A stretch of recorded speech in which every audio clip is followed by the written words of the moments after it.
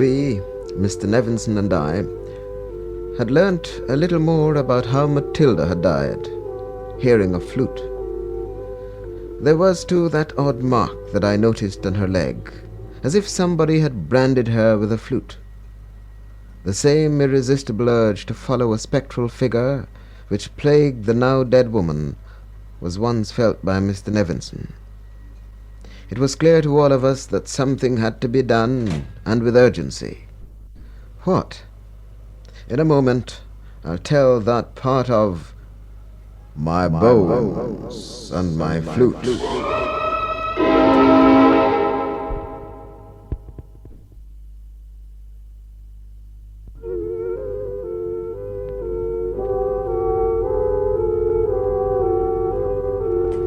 Later that day, when the government dispenser arrived from a place called Ida Sabina downstream — there is no medical officer stationed in these parts, you see — we learnt that the cause of death was snake bite. The dispenser discovered 2 punctures on the left ankle which showed signs of puffiness, and he said that it looked to him like the bite of a labaria. There was no water in the lungs, from what he could judge, and there were no marks of violence. The strange wheal on her thigh puzzled him as much as it puzzled the rest of us. We questioned Adina. Adina said she was certain it had not been there on the day when Matilda vanished, because that same day she had seen her naked when she was having her morning wash, and she would have noticed it.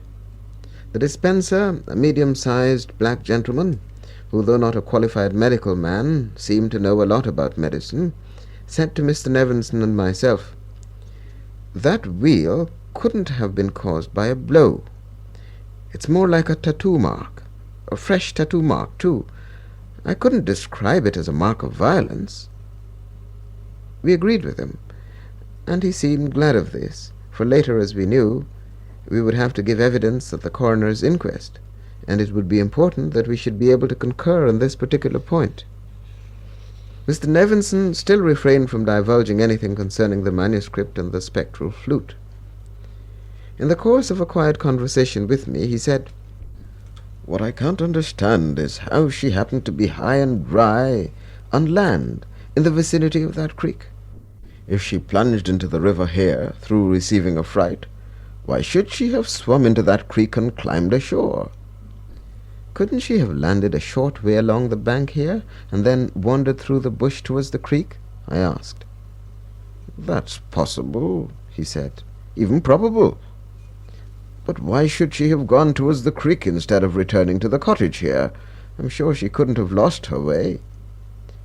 Adina and her 2 cousins say she is very familiar with the country round here." "But," I countered, "if we are going to take into consideration what you told me last night, don't you think it might have been that she was lured on through the bush by that figure you say you saw? You said it was only by exerting your will that you didn't go out after it into the night." He nodded slowly. "Yes, my boy, that has occurred to me, of course. It's simply that I'm reluctant to admit it.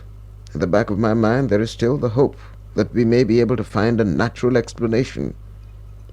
For a while we stood there in silence, staring out upon the dark, slow-flowing river. On the opposite bank the jungle glittered in the sunshine, a symphony of greens of all shades, and in the unruffled water every leaf was reflected with faithful detail. Now and then a berry would cause ripples to disturb the pattern, but the disturbance would be slight and fleeting. Occasionally a sound, soft and flimsy like the distant crash of waves on a beach, would come to the hearing, would swell gradually on the air, and then fade. It was only a breeze rustling through the jungle, but it was so far away that it never reached us here. It had a strange phantom quality about it. I did 1 or 2 rough sketches before we left, shortly after 1, not waiting to witness the burial of the corpse. This could not be delayed, for decomposition was already fairly advanced. Jessie refused to eat any of the sandwiches and bananas we had brought for lunch. She murmured to me, "Milton, do you think that thing we saw tattooed on her leg could have had any connection with the flute we've been hearing?" She sat close to me in the boat and looked so pale and frightened that I was tempted to put my arm around her to console her. I shook my head, assuming a casualness I was far from feeling. "My dear girl, why on earth should you come to such a conclusion?" I said, trying to make my voice as convincing as possible, for I felt it was my business to do everything in my power to keep her morale high. She gave me a keen look and returned, "You must think you and Daddy can throw dust in my eyes so easily, eh? I know something is up that you haven't told me about.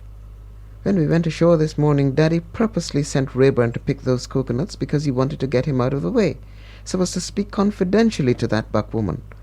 I knew it at once, and I knew I wasn't meant to hear too. That's why I went off with Rayburn." "So that's your theory concerning the matter, is it?" I said. "Look here, Milton. What caused that queer mark on that dead woman's leg? It was shaped exactly like a flute. You could even make out the finger holes. It was just as if somebody had purposely drawn it on her leg with a bluish kind of ink." "I'm just as much puzzled about it as you are," I said cautiously. She gave me an intense look and gripped my knee. "Milton, did she hear it?" "Hear what?" I asked.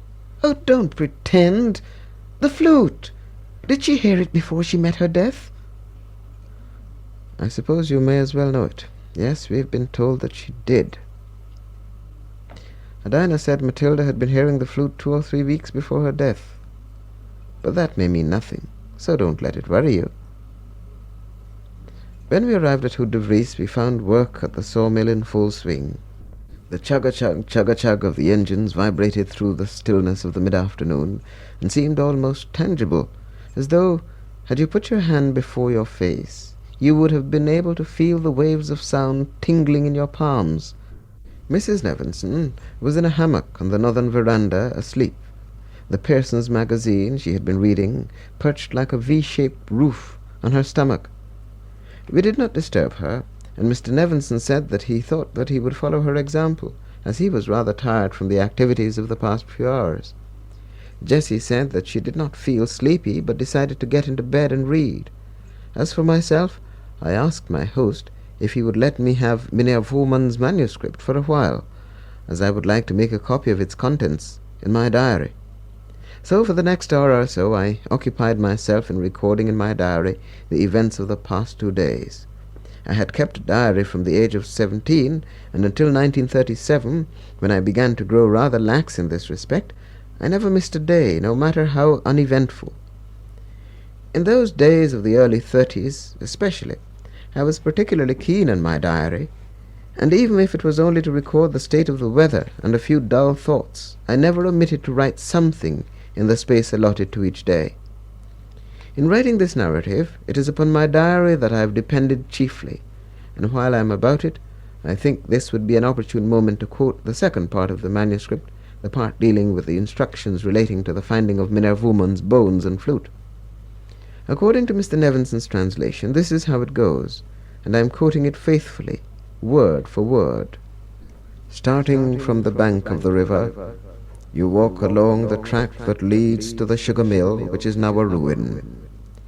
This runs east along the drainage canal, but should the day have advanced beyond the 4th hour afternoon, observe care to avoid the left side of this track. For at this time of day the first undesirable presences begin to roam. Continue past the old sugar mill and cross the dam that separates fields 17 and 18 from the main cultivation of the eastern section where coffee is grown. Pass through field 4 and look for the bridge that spans the canal to the southwest. Cross this bridge and move towards the large barn. Here it is that my wife and children concealed themselves when the rioting broke out, but alas, they were soon discovered and murdered. Skirt the large barn until you come to the smaller barn beside the canal. Here is where I hid and was successful in evading the black rascals. Beyond this barn there is a track that runs parallel to another length of the canal. You proceed along this as far as the sluice, and here it will be found a large round granite stone, often used as an instrument of punishment for those of the slaves who stole or committed crimes of a serious nature. Roll away this stone, and dig for a short way down, upon which will be encountered a jar with my flute, and a few papers relating to my life's work. Have no fear of these, as I shall impose no evil essence upon them, as I shall upon this parchment which I write. Directly north of this stone there is a shallow water-hole built of brick and in an abandoned state. It is down in this I shall descend with my musket and end my days, and it is here that my bones will be found.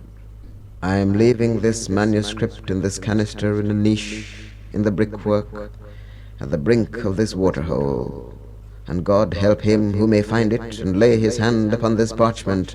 He shall either join me in my wandering trouble through the shadows where here on earth I am, and in death also shall be a prisoner of unnameable presences, or shall release both himself and me by finding my bones and my flute, and giving them a Christian burial.